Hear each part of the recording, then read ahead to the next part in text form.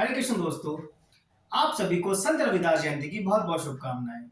मन चंगा तो कसोटे में गंगा कहावत सबने सुनी है, लेकिन इसके पीछे की कहानी बहुत कम लोग जानते हैं।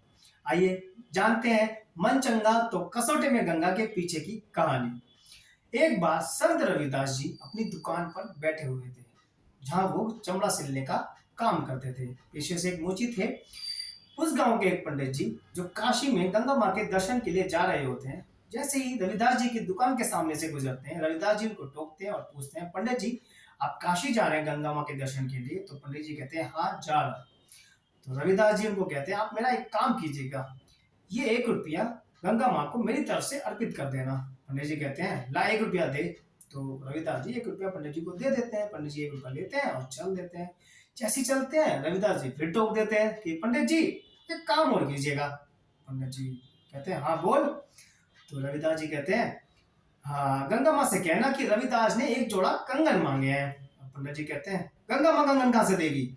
तो रविदास जी कहते हैं आप बस मांग लेना, वो दे देंगी आपको। पंडित जी चले जाते हैं काशी में, गंगा माँ के दर्शन करते हैं, डुबकी लगाते हैं और वो 1 रुपया गंगा माँ को अर्पित कर देते हैं और कहते हैं माँ ये 1 रुपया रविदास की तरफ से है और रविदास ने एक जोड़ी कंगन मांगे हैं। अब गंगा माँ अवतरित होती है और एक जोड़ी कंगन पंडित जी को दे देती है। पंडित जी बड़े शौक हो जाते हैं कि यार मैंने तो इतनी सारे डुबकियां लगाई गंगा माँ में, इतनी बार दर्शन किए, लेकिन मेरे को कभी दर्शन नहीं दिए, रविदास के लिए माँ ने कंगन दे दिए।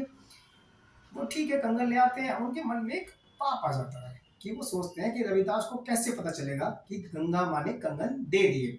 मैं ये कंगन राजा को दे देता हूँ, राजा बहुत खुश होगा और मुझे बहुत सारा इनाम देगा। ये कंगन वो बहुत सुंदर थे। पंडित जी जाते हैं राजा के, काशी के राजा के पास और वो कंगन उनको भेंट स्वरूप दे देते हैं। राजा बड़ा खुश होता है क्योंकि कंगन वो बहुत प्यारे थे। राजा पंडित जी को बहुत सारा इनाम देता है और वो कंगन अपनी रानी को दे देते हैं। अब रानी से वो कंगन खो जाता है, एक कंगन खो जाता है उनमें से। अब वो रानी जिद पड़ जाती है नहीं मुझे तो यही कंगन चाहिए। अब राजा पंडित जी को बुलाते हैं और कहते हैं पंडित जी ऐसा ही कंगन चाहिए, या तो कंगन लेके आना वरना आपकी गर्दन काट दी जाएगी। अब पंडित जी बड़ा परेशान, क्या करें, गंगा माँ से कंगन कैसे मांगे? वो तो उन्होंने रविदास के लिए दिए थे। रविदास से कहें तो तब कैसे कहें, गंगा माँ से कहें तो कैसे कहें? कंगन का सैंपल लेते हैं, जितने भी वहां पे सुनार होते हैं, झोड़ी होते हैं, उनके पास जाते हैं, लेकिन कोई भी उस कंगन को बना नहीं पाता है। रविदास जी पंडित जी बड़ा परेशान हो जाते हैं।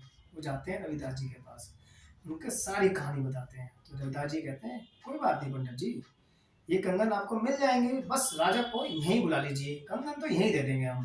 पंडित जी कहते हैं यहाँ यहाँ कंगन कैसे दे देगा? वो छोड़िए आप, वो मेरा काम है, आप राजा जी को यहाँ बुला लीजिए।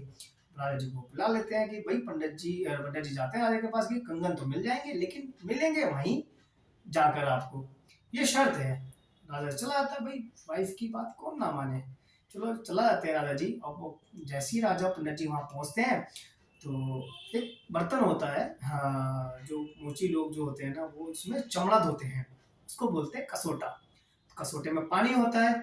तो जो रविदास जी होते हैं वो हाथ जोड़ते हैं कसोटे कसोटे की तरफ और कहते हैं माँ एक जोड़ी कंगन और दे देना।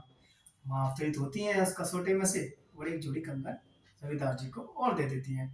तब से ये कहावत बनी कि मन चंगा तो कसोटे में गंगा। दोस्तों